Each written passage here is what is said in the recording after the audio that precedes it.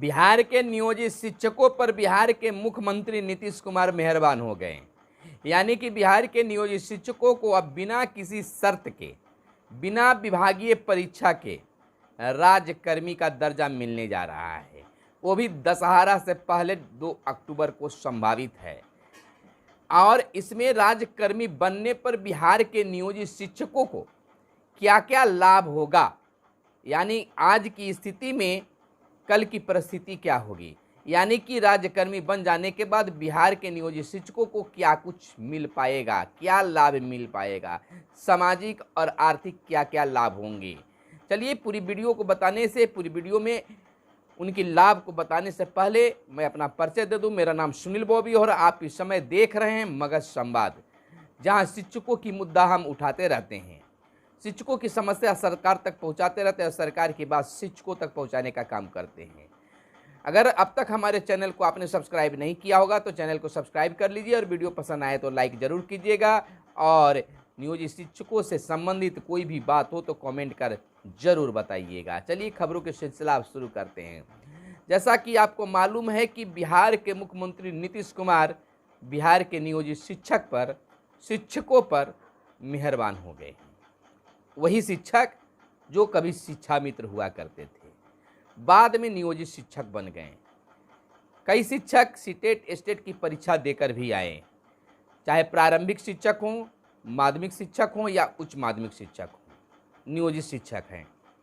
और उन्हें अब राज्यकर्मी का दर्जा बिहार के मुख्यमंत्री नीतीश कुमार देने जा रहे हैं। तो जैसे ही राज्यकर्मी का दर्जा मिलता है तो क्या कुछ नियोजित शिक्षकों को मिलेगा, इस संबंध में आज बातें करेंगे। पहले हम बता दें कि जैसा कि आप जान रहे हैं कि बिहार के नियोजित शिक्षकों ने पटना गर्दनी बाग में माध्यमिक शिक्षक संघ के साथ प्रारंभिक से लेकर माध्यमिक शिक्षक संघ तक सभी एकजुट होकर आंदोलन किया था, जिसके बाद कई शिक्षकों पर कार्रवाई भी हुई। और उसके बाद बिहार के मुख्यमंत्री नीतीश कुमार की अगुवाई में महागठबंधन के नेताओं के साथ बैठक हुई, जिसमें तय हुआ एक कमेटी भी बनी और उस कमेटी को रिपोर्ट भी सौंपना था। संभवतः वह कमेटी रिपोर्ट सौंप दी है और बिना किसी शर्त के, बिना किसी विभागीय परीक्षा के नियोजित शिक्षकों को राज्यकर्मी का दर्जा मिलने जा रहा है। हालांकि इस पर एक चर्चा चली थी कि विभागीय परीक्षा होगी, एनसीईआरटी के साथ बात भी हुई थी, लेकिन बिहार के मुख्यमंत्री ने तमाम चीज़ों को दरकिनार करते हुए बिहार के नियोजित शिक्षकों को राज्यकर्मी का दर्जा देने का मन बना लिया है।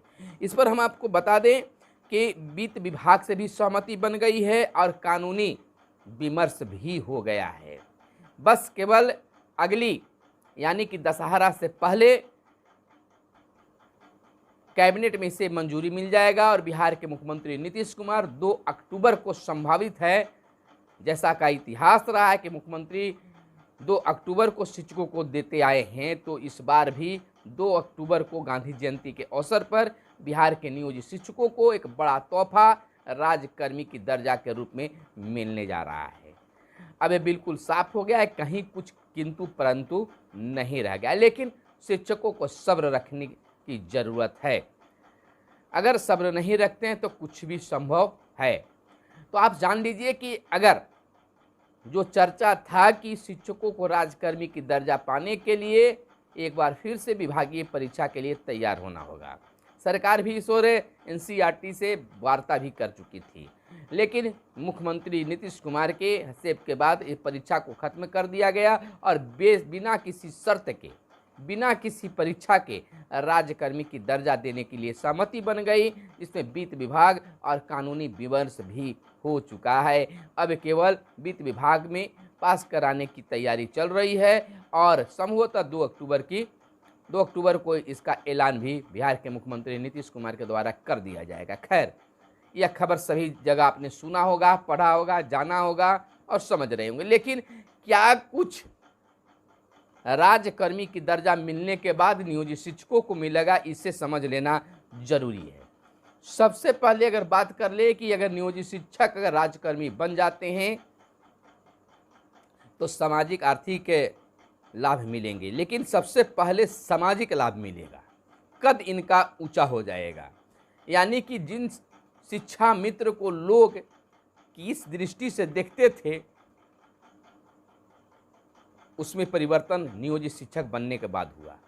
और नियोजित शिक्षक से अगर राज्यकर्मी की दर्जा मिल जाता है, राज्य के कर्मी हो जाते हैं, तो निश्चित तौर पर लोगों की नज़रिया बदलेगी, इनका मान सम्मान बढ़ेगा।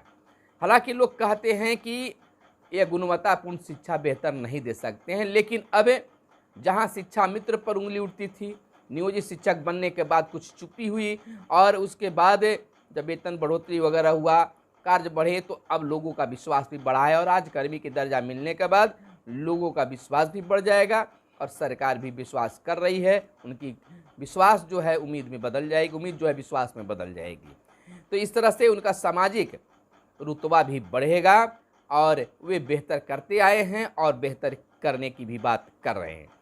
दूसरी बात है, वेतन में भी बदलाव होंगे, यानी कि जो नियोजित शिक्षक का वेतन है जिस रूप से मिल रहा है, बढ़ोतरी के रूप में मिलते आ रहा है, लेकिन अब बीपीएससी स्केल के रूप में यह वेतन मिलेगा जो एक शिक्षकों के लिए बेहतर होगा।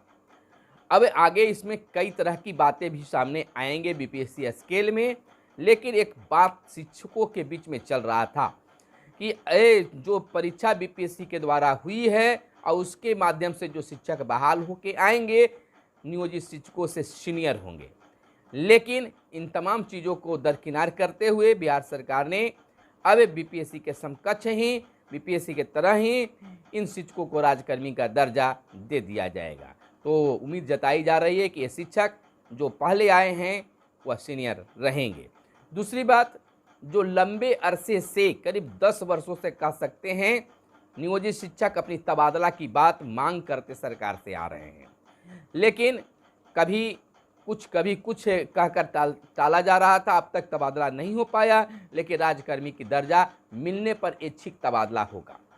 जहां नियोजित शिक्षकों को अपने ही नियोजन इकाई, अगर पंचायत से बहाल हुए तो पंचायत में, अगर प्रखंड में हुए हैं, प्रखंड स्तर पर उनकी बहाली हुई है तो पूरे प्रखंड में, और निगम के द्वारा बहाल है तो निगम क्षेत्र में ही, इन क्षेत्रों में, लेकिन जिला ट्रांसफ़र नहीं हो पा रहा था, तो अब जिला प्रमंडल ट्रांसफ़र भी मिलेगा अगर नियोजित शिक्षकों को राज्यकर्मी का दर्जा मिल गया।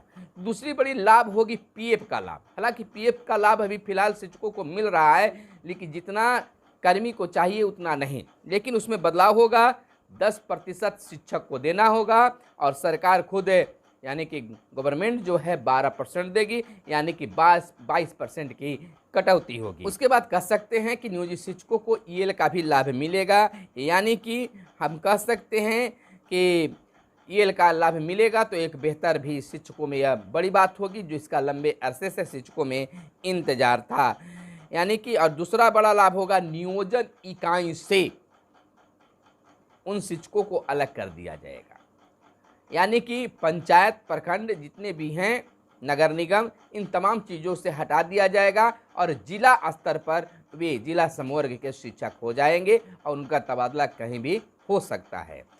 आपको बता दें कि इन तमाम चीज़ों पर सबसे बड़ी चीज़ है कि ये नियोजन इकाई से हटने के बाद जो है शिक्षक जो हैं काफ़ी खुश नज़र आएंगे, माहौल बदलेगा, बिना किसी शर्त के राज्यकर्मी का दर्जा मिलेगा, ना कोई परीक्षा देना होगा और किसी तरह की कोई विवाद नहीं होगी, क्योंकि वित्त विभाग की सहमति भी मिल चुकी है और कानूनी मशवरा भी कर लिया गया है। तो हमें यह नहीं लगता कि अब कोई कानूनी अड़चन भी आ सकता है, ऐसा नहीं होगा। लेकिन यह चर्चा शिक्षकों में था कि राज्यकर्मी की दर्जा के लिए सरकार परीक्षा लेगी, लेकिन इस बात को दरकिनार कर दिया गया है।